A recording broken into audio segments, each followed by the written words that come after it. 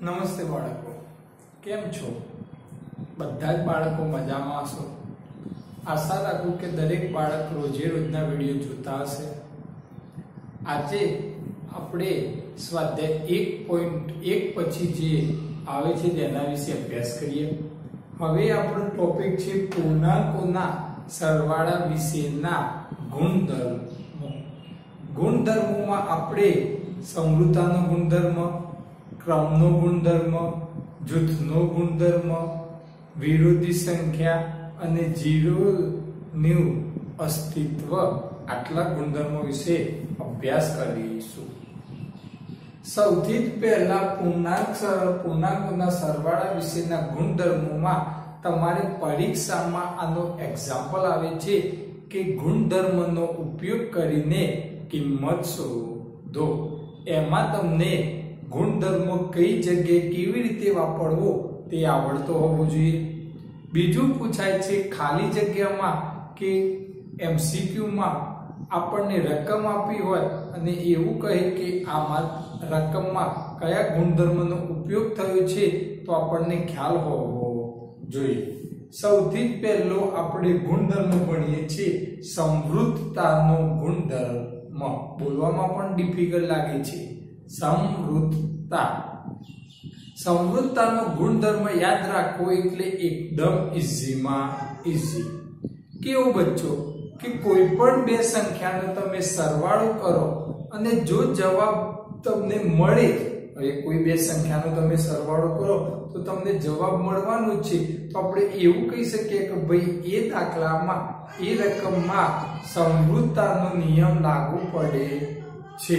તો અહીંયા પણ આપણે એવું છે કે કોઈ પણ બે સંખ્યા એટલે કોઈ પણ બે આપણે પૂર્ણાંક સંખ્યા પ્રકરણ ભણીએ છીએ. તો પૂર્ણાંક સંખ્યાના ગુણધર્મોમાં કોઈ પણ બે પૂર્ણાંક સંખ્યા લેવાની અને એ બે સંખ્યાનો તમે સરવાળો કરશો તો તમને જવાબ મળશે.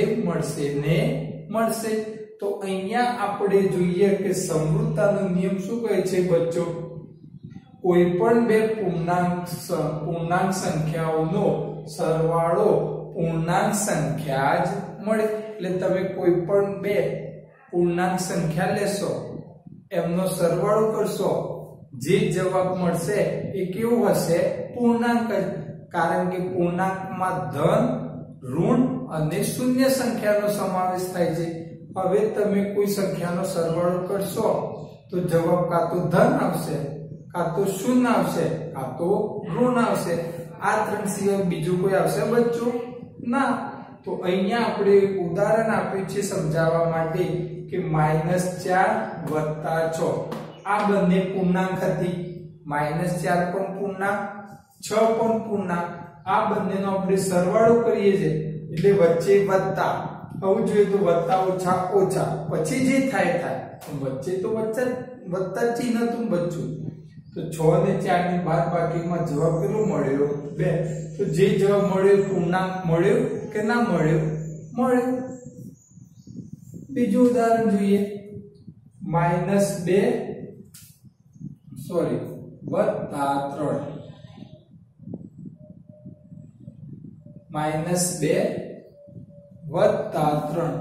ચલો આનો જવાબ કેટલો આવે છે? તો જો -2 પૂર્ણાંક, 3 પણ પૂર્ણાંક. તો ઓછા વત્તા ઓછા, 3 માંથી 2 જાય 1. મોટી રકમ 1 છે, મોટી રકમ 3 છે, વત્તા એટલે વત્તા. તો અહીંયા આપણે જોઈએ છે તો કોઈ પણ બે પૂર્ણાંક સંખ્યાનો સરવાળો પૂર્ણાંક સંખ્યા જ મળે છે.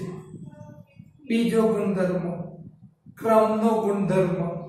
ક્રમના ગુણધર્મમાં એવું કહે છે કે કોઈ બે પૂર્ણાંક સંખ્યાઓ લેવાની, એ બે પૂર્ણાંક સંખ્યાઓનો તમે ક્રમ બદલશો તો પણ એ બંનેનો જવાબ બદલાશે નહીં. તો આપણે સૌથી પહેલા એનો ગુણધર્મ જોઈએ.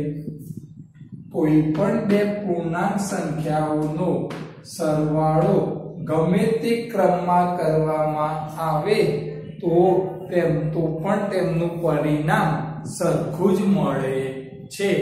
ઉદાહરણ તરીકે આપણે એક એમનેમ લઈએ છીએ a + b. હવે ક્રમ બદલીએ તો a પહેલો હતો તે બીજો જતો રહ્યો, b બીજો હતો તે ક્યાં આવી ગયો? પહેલો એટલે કે a + b નો ક્રમ બદલ્યો b + a. હવે a ની જગ્યાએ ગમે તે રકમ હોય, b ની જગ્યાએ ગમે તે રકમ હોય, હવે એ રકમના આપણે નીચે ઉદાહરણ જોઈએ છે.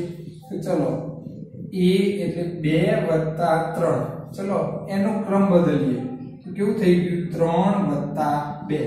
3 બીજા હતા ક્યાં ગયા પહેલા, 2 પહેલા હતા ક્યાં જતા રહ્યા બીજા. હવે આપણે આનું સાદુરૂપ આપીએ અને આનો ક્રમ બદલ્યો, ક્રમ બદલ્યા પછી આનું સાદુરૂપ આપે, બંને બાજુ જવાબ એટલે કે બંને બાજુનું પરિણામ કેવું આવશે સરખું જ. તો ચલો માટે ચલો 3 ને 2 5 બરાબર, ચલો ક્રમ બદલ્યો 3 + 2 તો 3 ને 2 5. તો જો બંને બાજુ જવાબ કેવો આવ્યો સરખો. તમે પૂર્ણાંક સંખ્યાનો ક્રમ બદલ્યો, ક્રમ બદલ્યા પછી પણ બંનેના જવાબ તો કેવા આવ્યા સરખા, એટલે કે ડાબા અને જબા બંને સરખા થયા. ચલો એવી જ રીતના આ એક્ઝામ્પલ જોઈ લઈએ. ચલો આ એક્ઝામ્પલ શું કહે છે બચ્ચો 7 + 3 બરાબર 10, 7 + 10 બરાબર, ચલો ક્રમ બદલ્યો છે, 7 પહેલા હતા તો બીજા, 10 બીજા હતા તો પહેલા. હવે ક્રમ બદલ્યા પછી આનો જવાબ અને આનો જવાબ શું અલગ આવે છે, અલગ આવે તો ક્રમનો નિયમ સરવાળો થાય નહીં, પણ જો જવાબ બંને બાજુ સરખા આવે તો ક્રમનો નિયમ થાય. ચલો માટે ચલો 7 + 10 એટલે 17 બરાબર, ચલો ક્રમ બદલ્યા પછી આનો જવાબ જોઈએ તો 10 અને 7 નો સરવાળો 17. તો અહીંયા આપણે કોઈ પણ બે પૂર્ણાંક સંખ્યા લઈએ છીએ અને એ બે પૂર્ણાંક સંખ્યાઓનો ક્રમ બદલીએ છીએ ગમે તે ક્રમમાં તો પણ બંનેનો જવાબ તો કેવો આવે છે સરખો. એ અહીંયા આપણે જોઈ શકીએ છીએ. ચલો ખ્યાલ આવી ગયો કે ના આવી ગયો? આવી ગયો. હવે યાદ રાખવાની રીત, પરીક્ષામાં આપણને આવી રકમ આપશે, આટલું જ આપશે 2 + 3 બરાબર 3 + 2 અને કહેશે કે આમાં કયો નિયમ જળવાય. તો તમારે જાતે વિચારવાનું કે આમાં સર 2 + 3 અને 3 + 2 ક્રમ બદલાય. આ યાદ રાખ. તો એવું યાદ રાખવાનું કે ભાઈ બરાબરની આગળ કેટલી રકમો થઈ 2, 1 2, બરાબરની પાછળ પણ કેટલી રકમો થઈ 1 અને 2. જો બંને બાજુ 2 રકમ હોય તો બોલ્યા ચાલ્યા વગર ક્રમનો નિયમ, વચ્ચે વર્તાકાર હોય તો સરવાળા માટે ક્રમનો નિયમ, વચ્ચે ગુણાકાર હોય તો ગુણાકાર માટે ક્રમનો નિયમ, જે આપણે આગળ ભણવાનો છે. ચલો ખ્યાલ આવી ગયો? આટલું લખવાનું પણ છે, હું ફોટો પાડીને મોકલી આપીશ.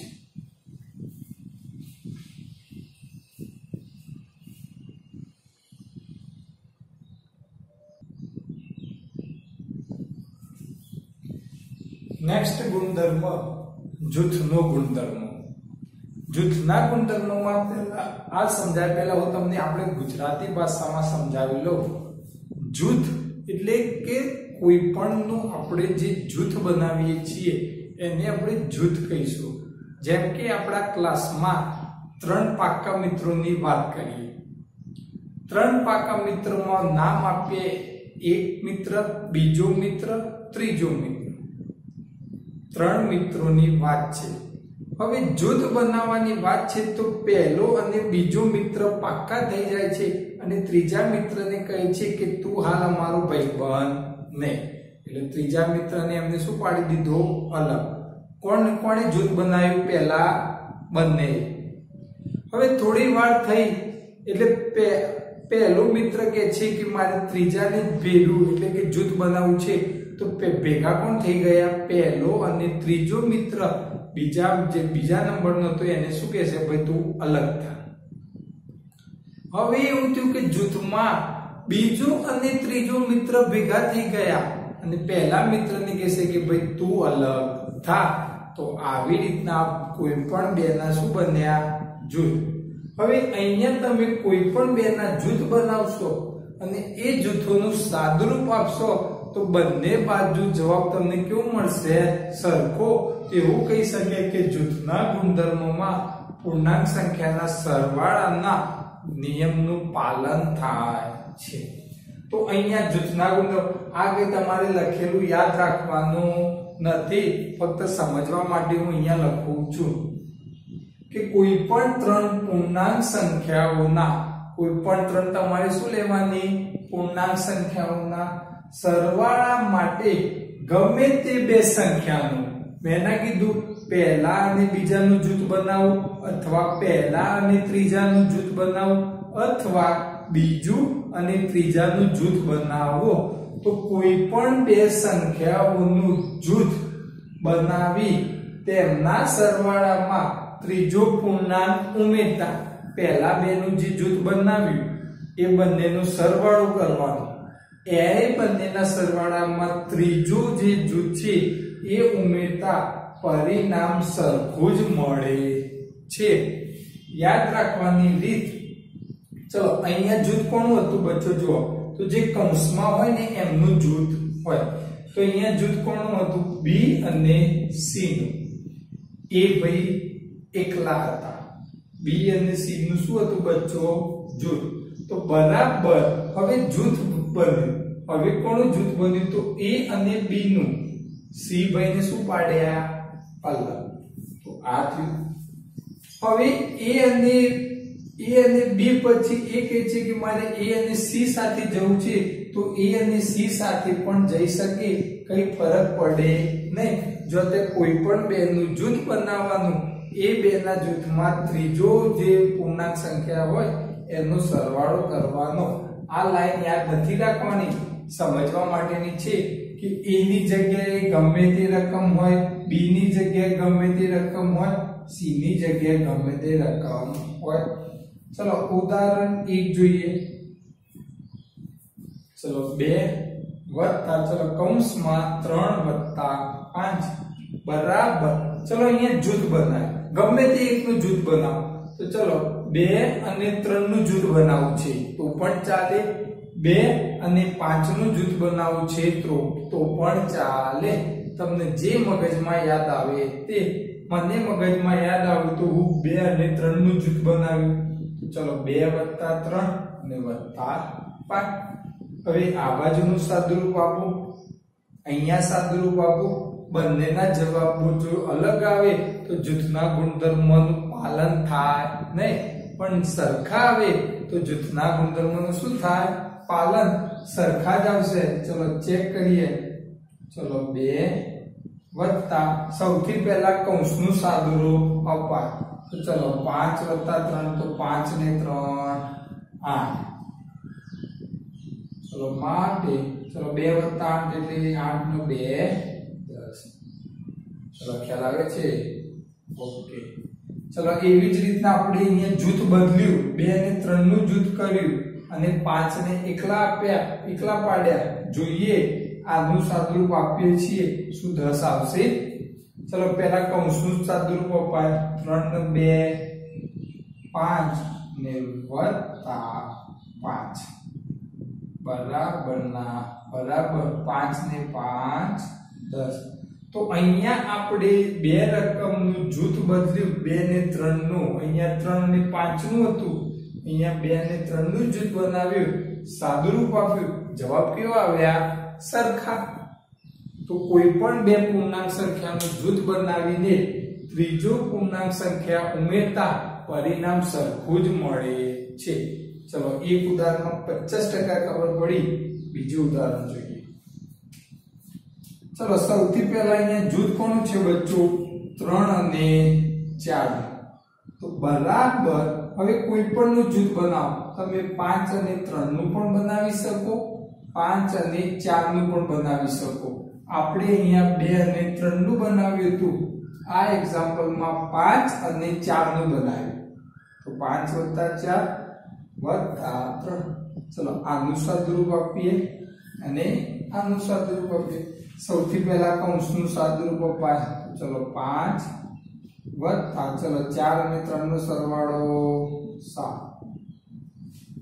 માટે ચલો 7 ને 5 નો સરવાળો 12. ચલો બરાબર. આપણે અહીંયા જૂથ બદલ્યું હતું, જૂથ બદલીને પણ ચેક કરીએ આટલો જવાબ આવે છે કે નહીં. 5 + 4 = 9 + 3 બરાબર 9 + 3 12. તો કોઈ પણ બે નું જૂથ બનાવીને એ બંનેના સરવાળામાં ત્રીજો પૂર્ણાંક ઉમેરીએ તો પણ પરિણામ સરખું જ મળે છે, જેને આપણે જૂથનો ગુણધર્મ કહે છે.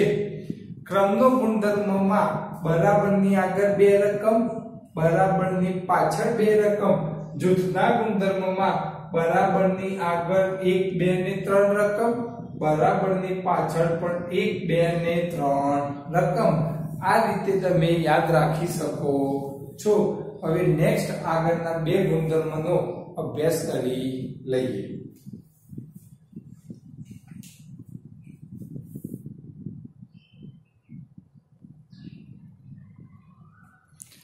चलो बच्चों આગળ જોઈએ તો સરવાળા વિશેની તટસ્થ સંખ્યાનો ગુણધર્મ. કોઈ પણ પૂર્ણાંકનો શૂન્ય સાથે સરવાળો કરતા પરિણામ તે જ સંખ્યા મળે છે. આપણે અગાઉના ધોરણોમાં ભણી ચૂક્યા છીએ કે સરવાળા વિશેની તટસ્થ સંખ્યા ખાલી જગ્યા છે. તો સરવાળા વિશેની તટસ્થ સંખ્યા કઈ છે બચ્ચો? શૂન્ય. કેમ શૂન્ય? કારણ કે કોઈ પણ સંખ્યાનો સરવાળો શૂન્ય સાથે કરીએ તો જવાબ તેના તે જ મળે છે. તો એ જ રીતે કોઈ પણ પૂર્ણાંક લેવાનો અને એનો શૂન્ય સાથે સરવાળો કરવાનો પરિણામ એ જ મળે છે. દાખલા તરીકે 8 + 0 તો 8 પૂર્ણાંક હતી, એનો શૂન્ય સાથે સરવાળો કર્યો તો જવાબ એના 1 એટલે 8 જ મળ્યો. બીજું ઉદાહરણ જોઈએ તો 10 + 0 10 પૂર્ણાંક હતી, પૂર્ણાંકનો શૂન્ય સાથે સરવાળો કર્યો તો જવાબ આપણને એના એ જ મળે છે. તો યાદ રાખો બચ્ચો, સરવાળા વિશેની તટસ્થ સંખ્યા ખાલી જગ્યા છે તો શૂન્ય. મોસ્ટ આઈએમપી ગુણધર્મ વિરોધી સંખ્યા એટલે કે વિરોધી પૂર્ણાંક. કોઈ બે પૂર્ણાંકોનો સરવાળો કરવાનો અને જો જવાબ તમને શૂન્ય મળે, કોઈ બે પૂર્ણાંક સંખ્યાનો સરવાળો કરવાનો અને જવાબ તમને શૂન્ય મળે તો તે બંને પૂર્ણાંક સંખ્યાઓ વિરોધી સંખ્યા કહેવાય. ઉદાહરણ તરીકે 7 + -7. ચલો આ બંનેનો આપણે જોઈએ તો ચલો 7 + -7. તો 7 માંથી 7 જાય તો કેટલા વધ્યા? 0. તો 7 અને -7 બંને શું કહેવાય? વિરોધી. બીજું ઉદાહરણ 8 + -8. આનું સાદું રૂપ આપીએ તો ચલો જો હું તમને બતાવું. 8 + -8. 8 માંથી 8 જાય તો 0. તો ચલો જવાબ 0 આવ્યો કે ના આવ્યો બચ્ચો? આવ્યો. તો અહીંયા 8 અને -8 એ બંને કેવી કહેવાય? વિરોધી. તો ફરીથી જે બે સંખ્યાનો સરવાળો, જે બે પૂર્ણાંક સંખ્યાનો સરવાળો શૂન્ય મળે તો તે બે પૂર્ણાંક સંખ્યાને વિરોધી કહેવાય છે. વિરોધીમાં તમારે કોઈ સંખ્યાની વિરોધી કહે, પરીક્ષા પૂછે કે 7 ની વિરોધી, તો વિરોધી સંખ્યામાં માત્ર ચિહ્ન બદલાય. માત્ર શું બદલાય? ચિહ્ન. એટલે કે વત્તા હોય તો ઓછા થઈ જાય, ઓછા હોય તો વત્તા. જેમ કે 7 ની વિરોધી, હવે 7 કેવા છે? પ્લસ. તો +7 ની વિરોધી શું થાય? તો -7. વિરોધીમાં ચિહ્ન બદલાય. +7 ની વિરોધી -7.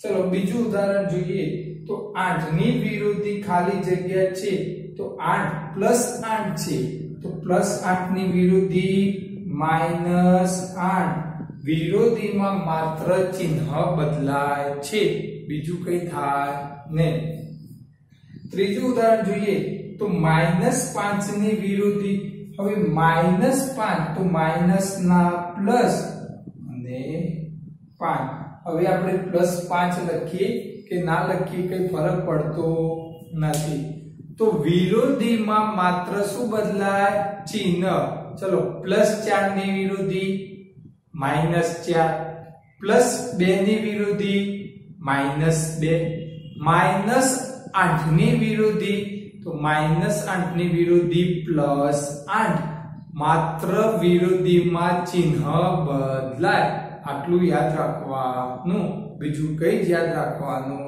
નહીં અને એક વ્યાખ્યા યાદ રાખી લેજો કે જે બે પૂર્ણાંક સંખ્યાનો સરવાળો 0 થાય તે બંને પૂર્ણાંક સંખ્યાને વિરોધી પૂર્ણાંક કહે છે આ એની વ્યાખ્યા હતી આજે આટલું આગળ આના ગુણધર્મના ઉપયોગથી અથવા આવા એક્ઝામ્પલ જે આવે છે એ એક્ઝામ્પલ વિશે આપણે અભ્યાસ કરીશું બાળકો રોજે રોજના વિડિયો જોજો તમારા કોઈ મિત્રને લિંક મોકલવી હોય તો મોકલી શકો છો કઈ જ વાંધો નથી અત્યારે લોકડાઉનના સમયમાં દરેક બાળક ભણશે તો આપણને આ ટ્યુશનમાં આપણા ક્લાસમાં આપણને સારું લાગશે જેટલું ભણાવીએ છે એટલું રોજે રોજનું લખજો અને એટલું રોજે રોજનું વાંચજો જેથી તમને બધું આવડે સમજણ પડે અને એક વિડિયો પરથી બીજો વિડિયોમાં તમને ખ્યાલ આવશે